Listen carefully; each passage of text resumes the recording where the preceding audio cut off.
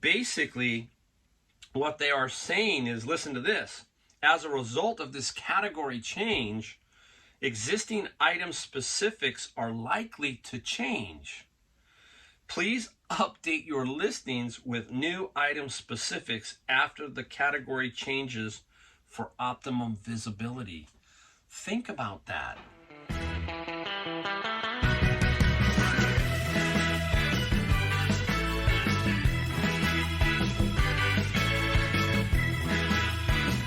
Back in the garage, I'm Mike, the Golden State Picker, and today we've got to talk about eBay's issues. Boy, there's some issues out there right now that are affecting a lot of sellers. So this might pertain to you, might not pertain to you as far as what categories, but there are a ton of categories that are struggling right now to figure out what's going on.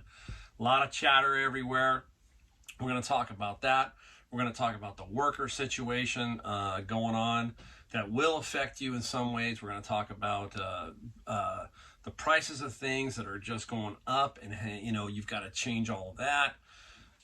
A lot of stuff. Plus, we got some things we got to show you that we found. We're not going to show you any souls, but we're going to show you the things I found today, and just talk about stuff in general. If you're new to the channel, it's a little bit different around here. We do talk about some other things.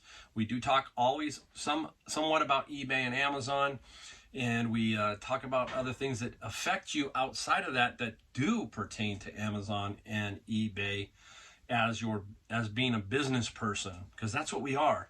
If we're resellers, we're a business person, and if you're not, some of these things still affect you also. So anyhow, I was sitting there today, well, last night. If you watch this videos, some of my videos might be coming out of a little bit out of order here because I'm trying to get some more relevant ones up, and I've got a bunch of them not ready to go, but I got to edit and get them in.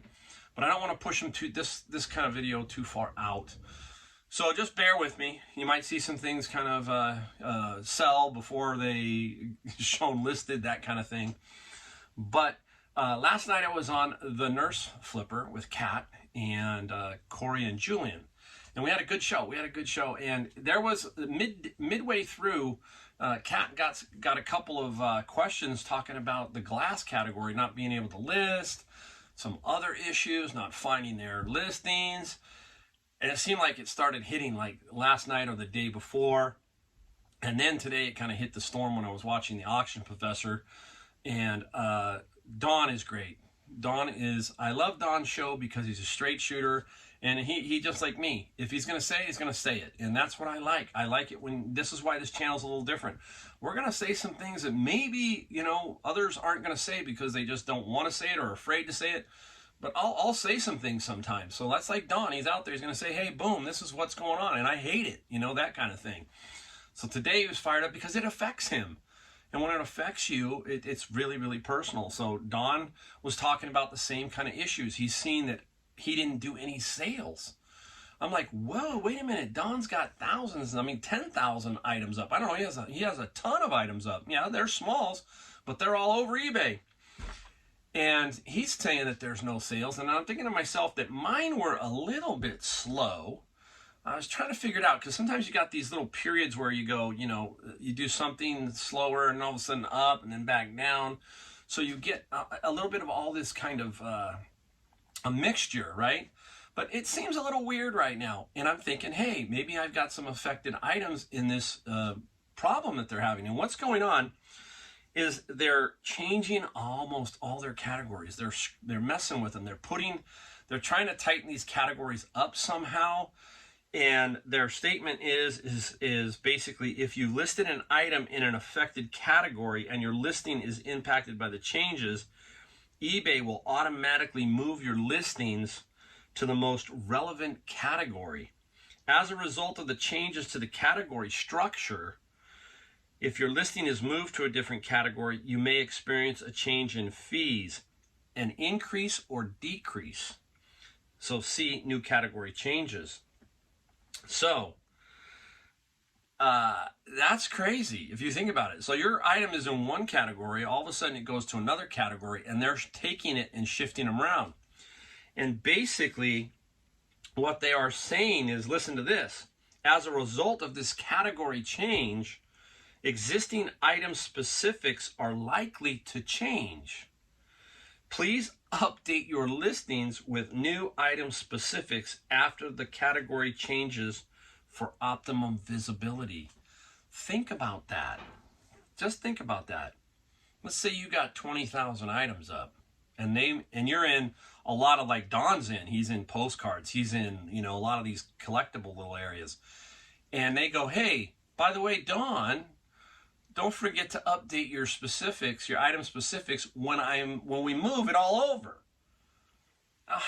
That's crazy. That's absolutely insane. I fight for eBay because I believe eBay gives you great value as a business person, because they do all the fees for you, all the credit card fees. They take care of a lot of stuff, okay? So I like to stand behind them. But when they're dead wrong, and they're starting to get more and more off track, they're not helping us sellers much at all. You're basically on your own. If you saw my video where you're trying to prevent scammers and everything else, from feedback all the way down, you're just floating on your own. You've got to fight your own battle there. Now you got to fight this battle. I don't know. I got to go back and look. I don't know if it's going to tell you that now you need to update your item specifics, in your listing. I was talking about that last night with Kat and them. And what I do is when I list something, it takes me back to my listing page. I do everything on the desktop because I like a nice big view.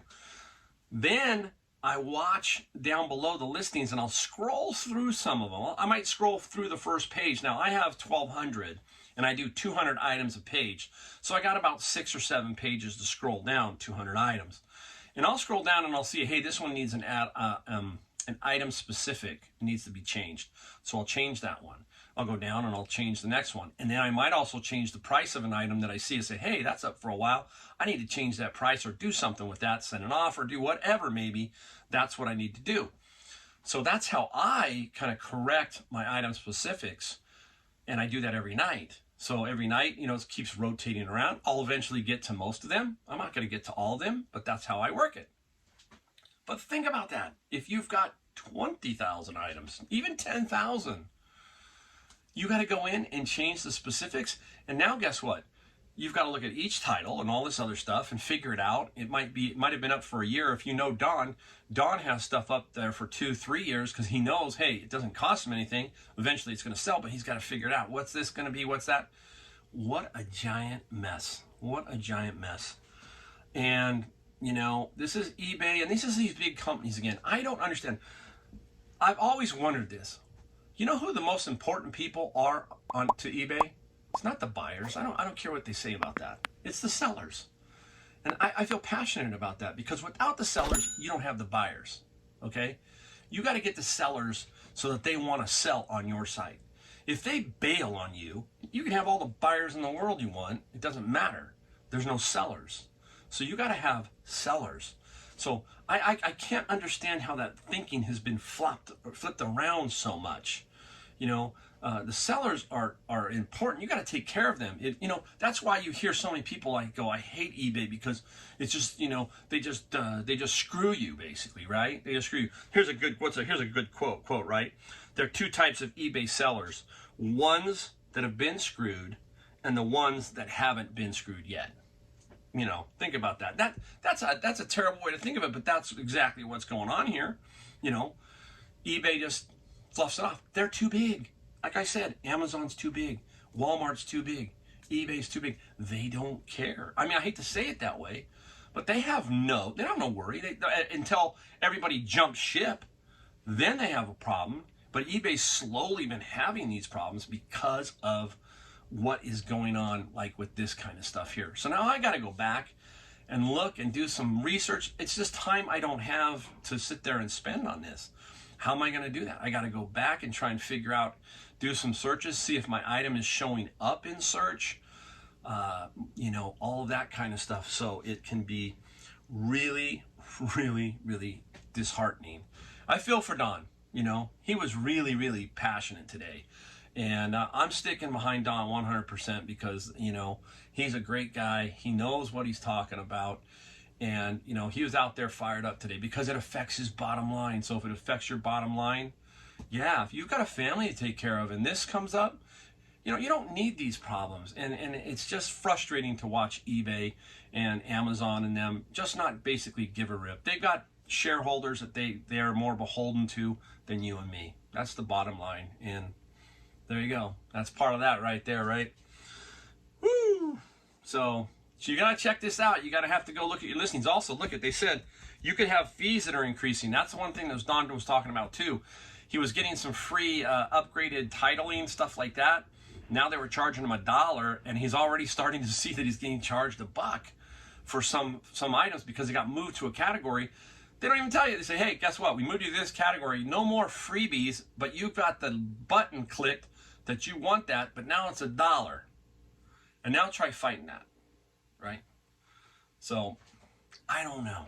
eBay, you got to get it together. People are starting to really, really say you guys have just blown it again.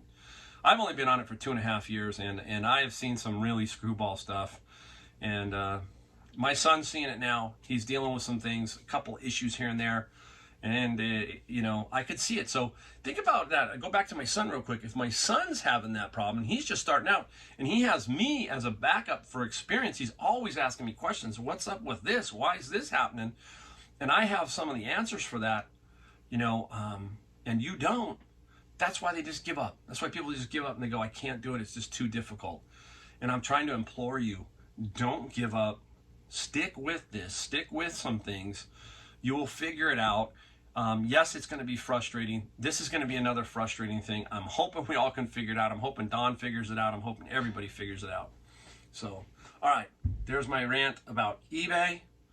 Now, here's something that pertains to that. Now, if you have a problem on one site, you got to remember, I talk about how I'm my own boss. Yes, I'm my own boss. But who really holds the purse strings? eBay and Amazon. Bottom line is, I am like an employee of them in a way, or at least I'm held to them. They can cancel me at any time and really cause a problem, right? At any time. So yes, I have to conform to their rules and so forth. So what you got to do is diversify. You hear this about stocks and bonds and money and all that stuff, right? So you got to kind of diversify. You got to figure out where you can put yourself out.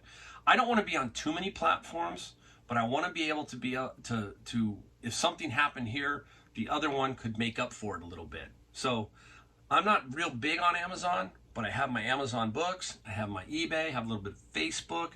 I don't do Mercari, but I'm probably going to dabble a little bit more in Mercari and certain things just so I can make sure I'm really understanding how Mercari works.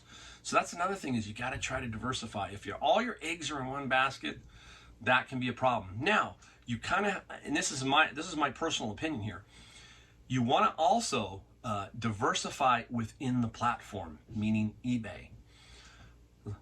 A problem that a lot of people are having is like they just sell dolls, and all of a sudden this happens and their doll category is all jumbled up. Boom, everything's all screwed up. So now you're stuck because all you do is sell dolls. I get it, that's what you like to do, you like to sell dolls, but now you're stuck with this one category. Whereas I'm across a big variety of eBay. So maybe one category is not as bad as another. So I'm not hit as hard as maybe some of these other people are going to be hit. So that's what I'm talking about by diversification. Try to be a little bit in electronics, a little bit in books, a little bit in something, so that you're doing better across the board. That's kind of my theory on that, diversification. When I owned my store, I wanted to be diversified across product lines. I didn't want to get tied into one product line, because if that one product line, that manufacturer has a problem and something goes wrong, boom. Let's say you've got all your eggs in 25% in one vendor, right? And that vendor all of a sudden has a fire. Now 25% of your inventory is shut down. So you see what I'm saying there by diversification? Is don't put everything in one basket. I can remember one story. I had a rep who wouldn't sell me a particular line of furniture. I really like this line of furniture. He said, Mike, I can't sell it to you because there's like this exclusive. And he was a good friend of mine, a good rep. And I told him, I said, I'll tell you, his name was Dave. I said, hey, Dave. I said, this is going to burn you. You're going to get bit. You're going to get bit, and you're going to lose some relationships over this because you're tying up this one particular line. And lo and behold, the company started to have some problems. And the company that was buying the furniture had some problems. And the kids ran that store into the ground. They ran 4 stores into the ground. And this one company was reliant on these 4 stores. So down goes the stores. The furniture line suffers. They come to everybody else begging, hey, will you pick up our line? Will you pick it up?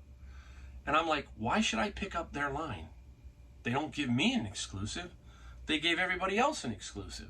Do you see? So these companies were reliant on this company. They go down and everybody tumbles. Guess what happened?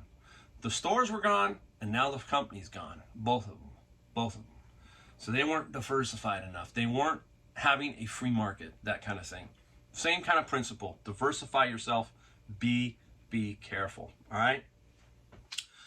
All right, now, up next with it is we've got to be wary of all of this price craziness that's going on. You know, everything's going through the roof. I went through the grocery store today, extremely expensive. Post office is raising rates. FedEx is raising rates. That's another issue. If you're tying all your listings to the post office and every dollar counts, and they raise the priority flat mail from $8 to $8.75, the padded envelope, that's a big hit. That's nearly 10%. So, you know, if that's your margin, or if your margin's 20, now it's taking a hit.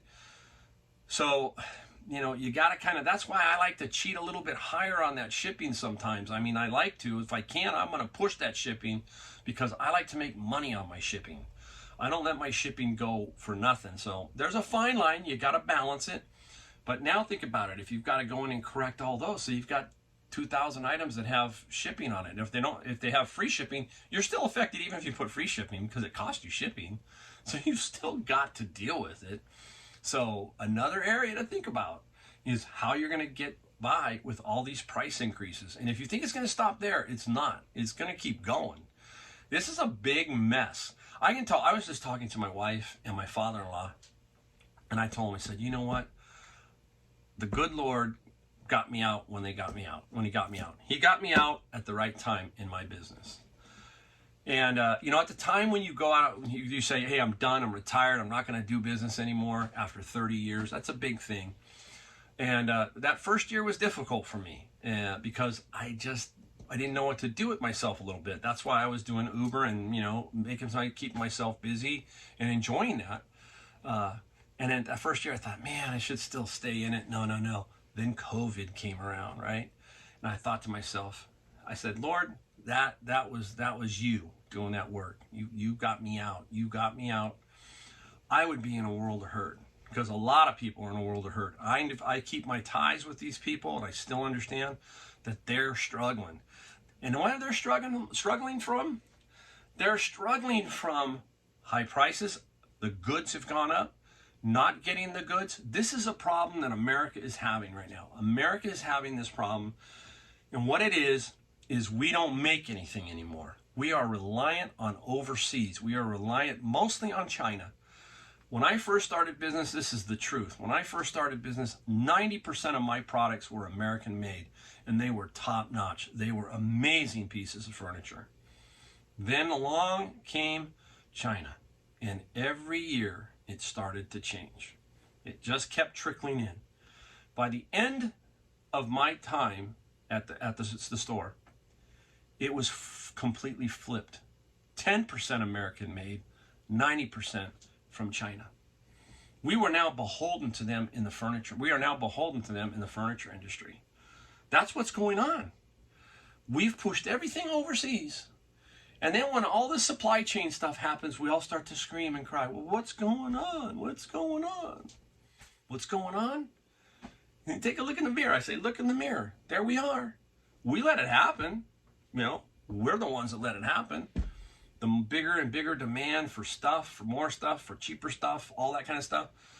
So that affects it. That affects everybody. That's going to affect us when we go to reselling stuff too.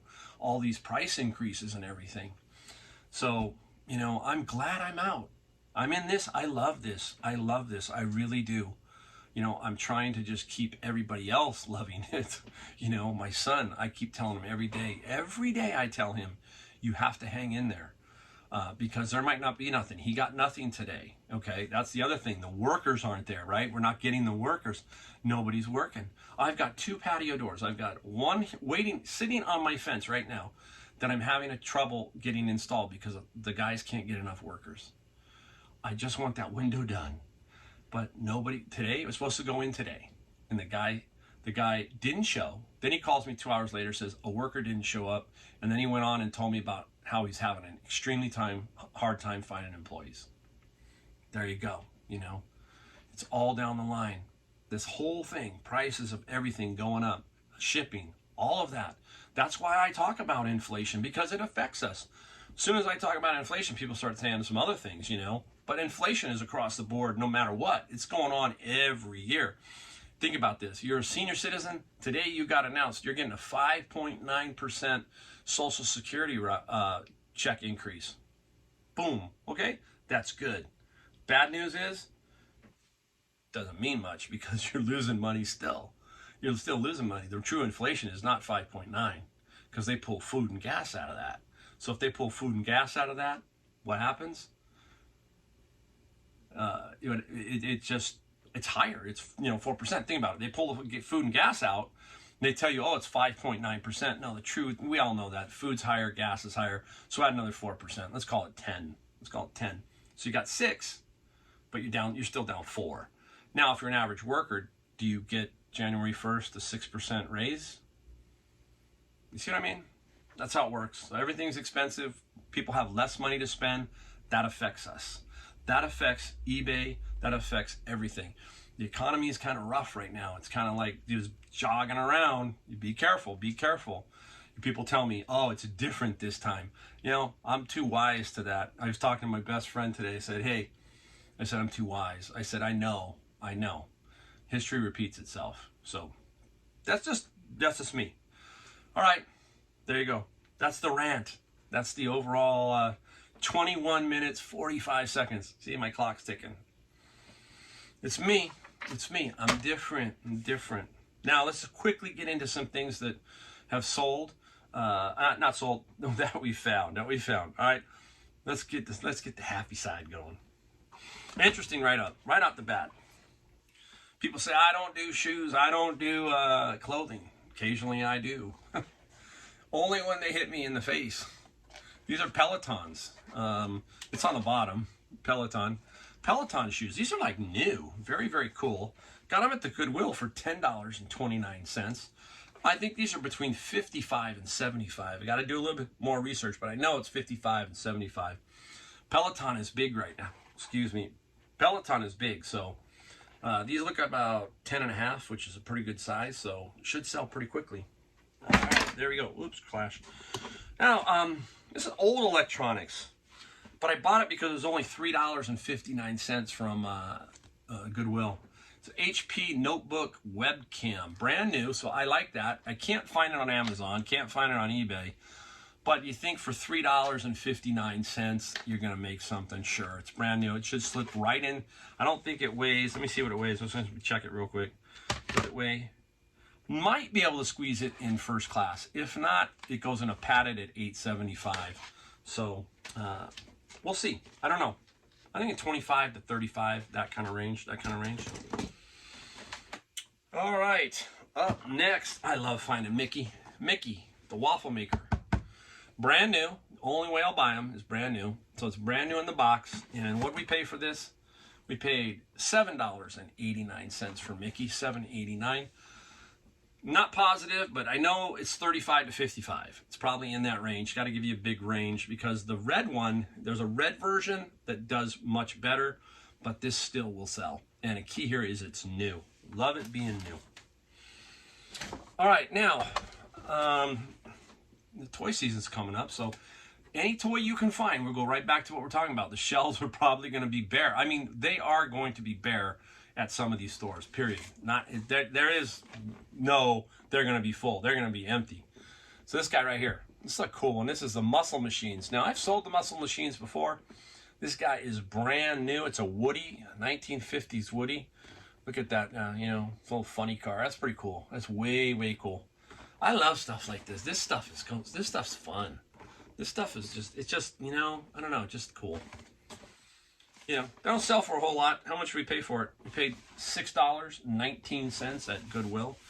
I think we're going to get 35 to 45. 35 to 45, and that will be with some shipping. So that's a pretty interesting item. I like that.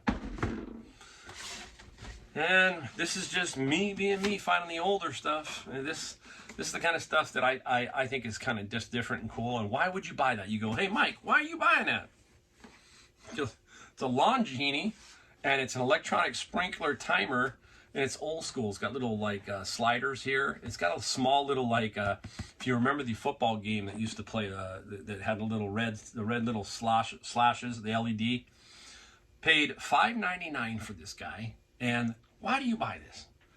Because there's some guy out there with a lawn that used this one that's broke. That's why.